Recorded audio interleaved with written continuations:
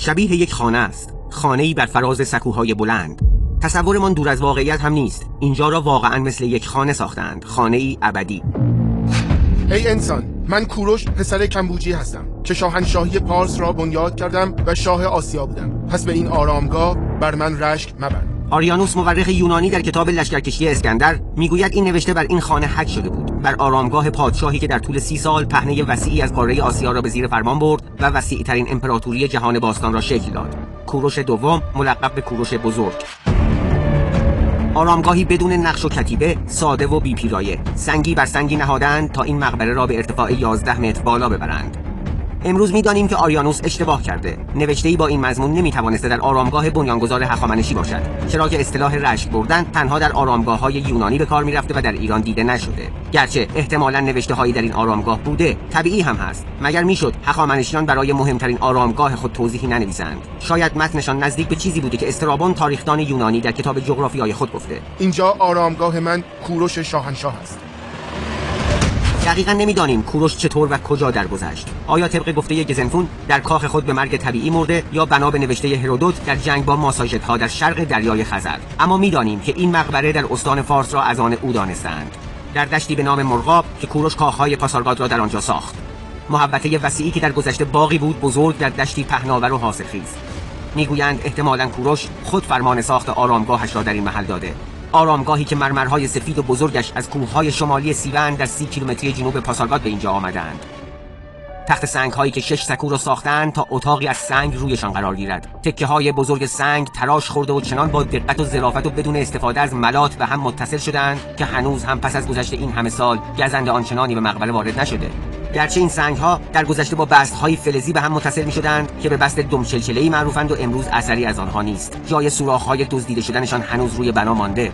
اتاق آرامگاه حدود 3 در 2 متر است با کمی بیش از 2 متر ارتفاع. درون آن خالی است و جای حفره‌هایی در ورودی آن به ما خبر می‌دهد که روزگاری دری سنگی داشته که امروز نیست. نشانه‌ای از تخریب‌هایی که در طول سال‌ها بر سر این بنا آمده. مورخان میگویند وقتی اسکندر مقدونی به اینجا رسید، متوجه تخریب آرامگاه شد و دستور داد تا دیگر کسی به مقبره بی‌حرمتی نکند. نمی‌دانیم اینها واقعیت است یا افسانه، اما می‌دانیم آرامگاه کوروش کم کم از یادها رفت. با سقوط سلسله هخامنشیان دیگر کسی نبود تا از این محوطه پاسداری کند. پس از مرگ اسکندر، سلوکیان 2 قرن و نیم بر فلات ایران حکمرانی کردند و پس از آن اشکانیان و ساسانیان آمدند که روی هم 900 سال حکمران این سرزمین بودند. با گذشت این همه سال، وقتی مسلمانان از شبه جزیره عربستان به ایران تاختند، دیگر مردم کسی را به نام کوروش به یاد نداشتند. این آرامگاه به مرور مقبره مادر سلیمان نام گرفت و زنان برای نذر و نیاز به زیارتش می‌رفتند. در طول سالها دزدان مقبره و حاکمان گوناگون هر یک چیزی از این محوطه برداشتند و آنچه باقی ماند خود بنای سنگی است که تکه سنگ رأس سقف شیروانی شکلش را هم شکسته و بردند. اما نبودن همین تکه سنگ منجر به ارائه نظریه‌ای درباره آرامگاه شد. علی سامی باستانشناسی بود که سال 1338 در حال کاوش در محوطه پاسارگاد خواست تا درخت انجیری که روی آرامگاه رویده بردارد. با برداشتن این درخت حفره‌ای پیدا شد که به درون شیروانی راه داشت.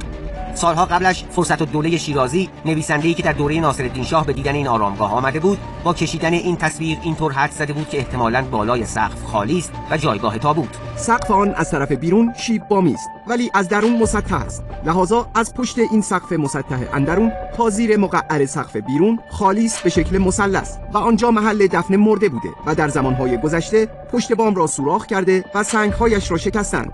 بعضی از اهالی که از آنجا بالا رفته آن دخمه را دیدند. مذکور بودند که در آن تابوت از سنگ نهادند و مرده در آن تابوت بوده. علی سامی کاوش را روی آرامگاه ادامه می‌دهد و زیر شیروانی سقف فضای خالی پیدا می‌کند. او این مکان را محل دفن کوروش می‌نامد، یعنی درون خرپشته و زیر شیروانی، احتمالی که بعید به نظر می‌رسد. می‌دانیم فضای بین سقف اتاق تا زیر شیروانی باید خالی می‌ماند تا اتاق سنگینی سنگ‌های شیروانی را تاب آورده و فرو نریزد. پس پیکر کوروش کجا بوده؟ آریانوس مورخی است که ادعا می‌کند درون اتاق را در زمان فتح پاسارگاد توسط اسکندر دیده. او میگوید پیکر کوروش درون آن قرار داشته. در داخل اتاق یک تابوت طلایی وجود داشت که پیکر کوروش را درون آن قرار داده بودند. یک نیمکت نیز با پایه‌هایی از طلا در کنار تابوت قرار داشت.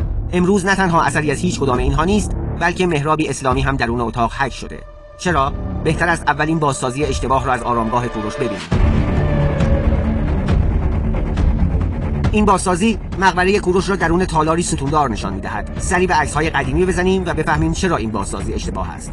این تصویری است از سفرنامه آلبرت ماندلسلو، جهانگرد آلمانی، مربوط به سال 1017 خورشیدی و در عهد صفویه. آرامگاه را بدون دقت کشیده، اما این ستون‌های نیمه را در اطراف آرامگاه ببینید که امروز اثری از آنها نیست. اینها را در دیگر تصاویر قدیمی مقبره هم می‌بینیم. مثلا اینجا در تصویری که اوژن فلاندن، نقاش فرانسوی، در عهد محمدشاه قاجار از آرامگاه ترسیم کرده. سال 1219 خورشیدی.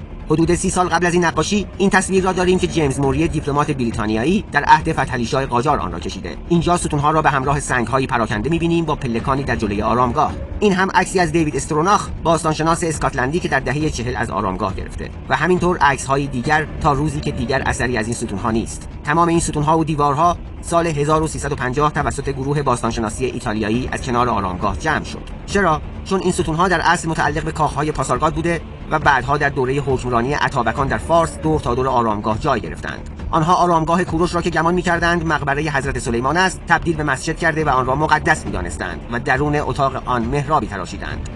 به همین دلیل هم در سال 1350 این ستون‌ها جمع شدند، کاری که امروز آن را درست نمی‌دانند، چرا که بخشی از تاریخ آرامگاه به حساب می‌آمده. به طرحی که ارنست هرسفلد، باستانشناس آلمانی، در دوره رضاشاه از این بنا ترسیم کرده نگاه کنیم. ستون‌ها دور تا دور بنا جا گرفتند و اطراف مقبره هم خط‌هایی کشیده به علامت دیوارهای مسجدی که آرامگاه را احاطه کرده بود. حالا با حذف اینها مقبره تک و تنها بر زمینی مسطح قرار گرفته. آیا در گذشته هم به همین صورت بوده؟